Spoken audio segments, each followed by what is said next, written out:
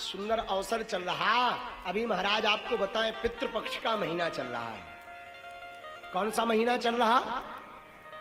पितृपक्ष का महीना चल रहा। और पितृपक्ष के पावन माह में हम भागवत कथा सुन रहे हैं।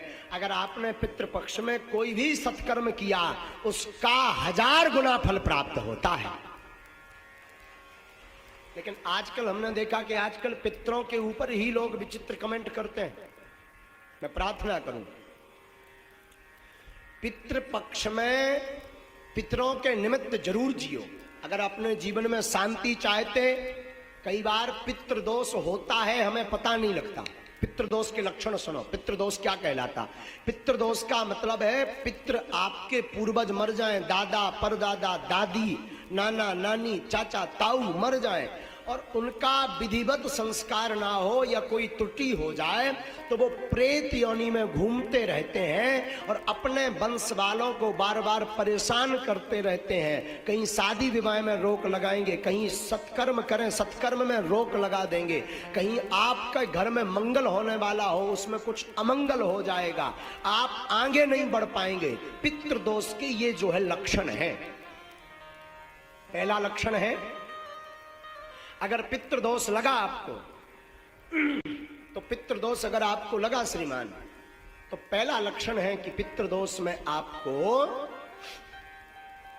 सबसे ज्यादा मंगल काजों में रुकावट आएगी। अब पितृदोष अगर आपको लगा तो आप आगे नहीं बढ़ पाएंगे। पितृदोष अगर आपको लगा तो श्रीमान पितृदोष के कारण आपके घर में निरंतर कलेश रहेगा। कलेश जानते, लड़ाई। और पितृदोष अगर आपको लगा तो आपके घर में कभी भी धन संपत्ति नहीं रुकेगी। महाराज ये कैसे पता लगे कि ये पितृदोष है? तो सुनिए, बार बार स्वप्न में मरे हुए लोग दिखाई दें या बार बार स्वप्न में पूर्वज दिखाई दें अथवा बार बार भोजन करते समय भोजन में बाल निकले, सिर का बाल निकले, अथवा बार बार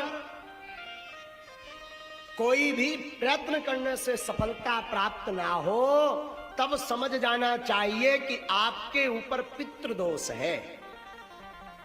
और पितृदोष की निवृत्ति के लिए जो अभी वर्तमान में पितृपक्ष चल रहा है, ऐसे पितृपक्ष में हर वर्ष पितरों के निमित्त कुछ ना कुछ सत्कर्म करो, भगवत कथा करो, दान करो, ब्राह्मण भोज करवाओ, गरीबों को भोजन करवाओ, गौ को ग्रास खिलाओ।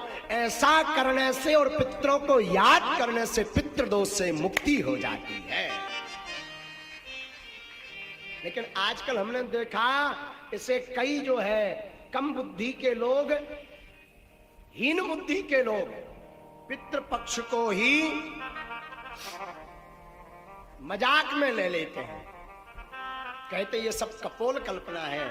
मेरी व्यासपीठ से प्रार्थना है श्रीमान, पितृदोष से निवृत्ति चाहिए तो पितृपक्ष में सत्कर्म जरूर करिए, वरना आप एक नहीं 100 मूर्खे हो जाएं। अगर पितृदोष लगा तो जीवन में आप कभी भी सफल नहीं हो सकते। एक बात। दूसरी बात, शायद धोखे से एक बार सफल हो गए। देखो, प्रतिष्ठा प्राप्त कर लेना कठिन नहीं है आज के सोशल मीडिया के जमाने में, नाम कमा लेना कठिन नहीं है आज के जमाने में, पर प्रतिष्ठा को स्थिर रखना, उच्च स्तर पर बने रहना बड़ा कठिन है। इसलिए पितरों के निमित्त जरूर पूजा करो। अगर पितरों की आपको स्मरण नहीं है कि हमारे पूर्वज कब खत्म हुए थे, किस तिथि को खत्म हुए थे, तो अमावस्या के दिन ब्राह्मण भोज करवाओ, भागवत करवाओ, सुंदरकांड का पाठ करवाओ। आपके पास धन नहीं तो सत्यनारायण की कथा सुनो। आपके पास बिल्कुल गरीबी है तो घर पर बैठकर पूरे परिवार सहित भगवान नाम का संकीर्तन गाओ। और ज्यादा गरीब हो, ब्राह्मण भोज नहीं करवा सकते तो गौ माता के लिए घास लेकर के पितरों के निमित्त गौ माता को घास खिलाओ, इससे भी पितृदोष से मुक्ति मिलेगी। और एक बढ़िया उपाय बताएं, पूर्वजों को तो लगभग सब मानते होंगे, शायद पूर्वजों को आप मानते हैं और आपको लगता है कि पितृदोष है और इतना भी नहीं कर सकते, तो पितृपक्ष के 15 दिन पितरों की दिशा है दक्षिण दिशा। पूर्वज कहां निवास करते हैं?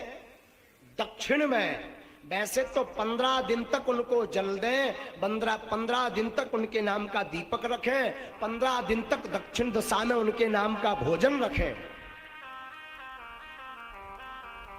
लेकिन एक बात बोलूं, अतिशयोक्ति नहीं होगी। जियत पिता को दीनना नीर, मृतक पिता को हलवा खीर। जब तक बाप जिंदा रहो सो पानी नहीं पिलाया और पिताजी मर गए सो हलवा खीर खवा रहे। हमारे पिताजी कौवा बन के आएंगे और कौवा बन के खाएंगे ठठरी के बरे है?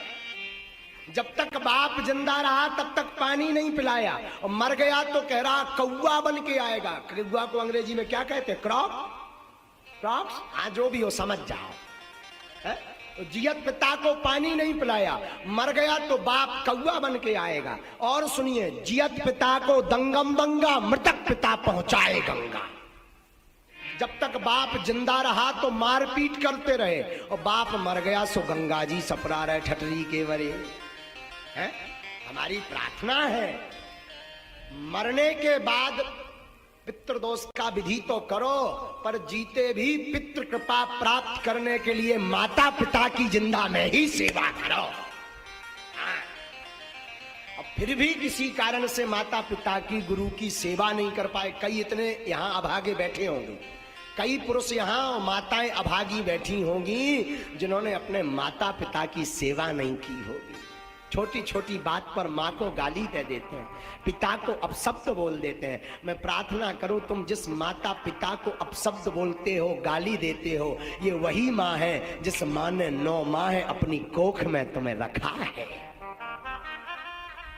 मैं प्रार्थना करूं, माता पिता को दुख मत दो। फिर भी पितृपक्ष है और आप इनमें से कोई उपाय नहीं कर सकते, तो दक्षिण दिशा की तरफ 3 दीपक जलाएं। सरल उपाय सुनिए, दक्षिण दिशा की तरफ 3 दीपक जलाएं और अपने पूर्वजों को प्रणाम करके बोले, हमसे जो भी भूल हुई क्षमा करना, और उनकी याद में 2 आंसू बहा दें। इससे बड़ा श्राद्ध का कोई उपाय नहीं है। सबसे सरल उपाय, भगवान नाम लेकर के दक्षिण दिशा में उनका स्मरण करके 2 आंसू बहा दें। इससे पितृदोष की मुक्ति 15 दिन में आपको प्राप्त होगी। और पितृपक्ष को जरूर माने। और हम आप सब बड़े सौभाग्यशाली हैं कि ऐसे पितृपक्ष के पावन अवसर पर आज श्रीमद् भागवत कथा प्रारंभ हो रही है।